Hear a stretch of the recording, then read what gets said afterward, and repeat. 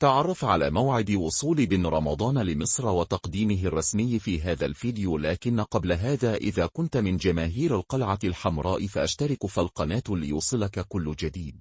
في خطوة تعكس استمرار سياسة التعزيزات الكبرى، أعلن النادي الأهلي المصري تعاقده مع نجم خط الوسط التونسي محمد علي بن رمضان صاحب 25 عاما قادما من نادي فيرنكفاروسي المجري، بعقد يمتد ل4 سنوات مقابل 1.2 مليون دولار سنويا، ليصبح أحد أبرز الصفقات العربية في سوق الانتقالات الصيفية. جاء الإعلان الرسمي عبر حساب فيرنكفاروسي على منصات التواصل، بينما يتوقع أن يصل اللاعب إلى القاهرة خلال الساعات المقبلة للتوقيع واستكمال الإجراءات، مع تخطيط النادي لتقديمه بشكل مبهر يواكب حجم الصفقة. ويعتبر بن رمضان أحد الوجوه البارزة في الكرة التونسية والعربية، حيث بدأ مسيرته مع نادي الترجي الرياضي التونسي، أحد عمالقة الكرة الإفريقية، وبرز كلاعب محوري في خط الوسط بفنياته وقدرته على التوزيع والاختراق.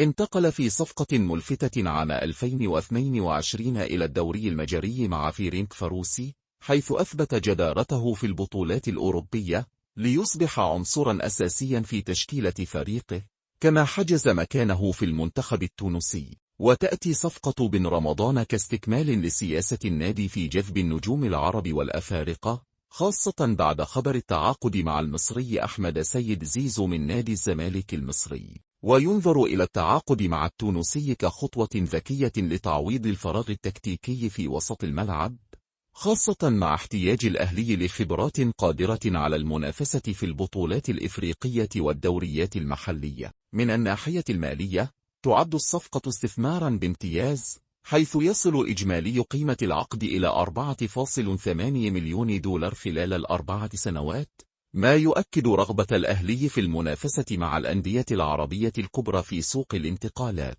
رغم التفاؤل بإمكانيات بن رمضان، إلا أن انتقاله إلى الدوري المصري يحمل تحديات عدة، أبرزها سرعة التأقلم مع الضغط الجماهيري الهائل في القلعة الحمراء، واختلاف طبيعة اللعب بين الدوري المجري الذي يعتمد على السرعة، والدوري المصري الذي يتسم بالقسوة البدنية والتركيز على النتائج، كما أن الجماهير ستنتظر منه أداء مميزا.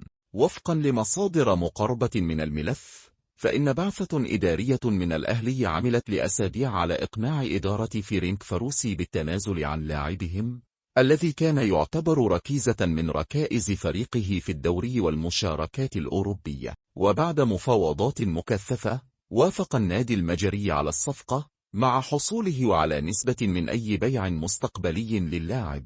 من المقرر أن يخضع بن رمضان لفحوصات طبية فور وصوله إلى مصر، مع توجيه دعوة لإعلاميين ومشاهير لاحتضان حفل التقديم. أثارت الصفقة تفاعلا واسعا على منصات التواصل، حيث عبر جمهور الأهلي عن سعادتهم بضم المايسترو التونسي، معربين عن أملهم في أن يشكل رباعيا مع زيزو وأمام عاشور وبن شرقي ويقودان الفريق إلى البطولات. من جهة أخرى، أبدا بعض مشجعون تونسيون لنادي الترجي عن غضبهم من توقيع بن رمضان للأهلي، وتجاهل ناديهم الذي قدم له عرض بالعودة لكنه لم يوافق، وأعتبر أن انتقال بن رمضان إلى مصر خسارة للدوري التونسي. بينما تشير كل التوقعات إلى أن بن رمضان سيكون ركنا أساسيا في خطط الأهلي للموسم الجديد، يبقى السؤال: هل سيتمكن الثنائي التونسي المصري بن رمضان وزيزو من قيادة الفريق إلى التتويج بدوري أبطال إفريقيا العام المقبل؟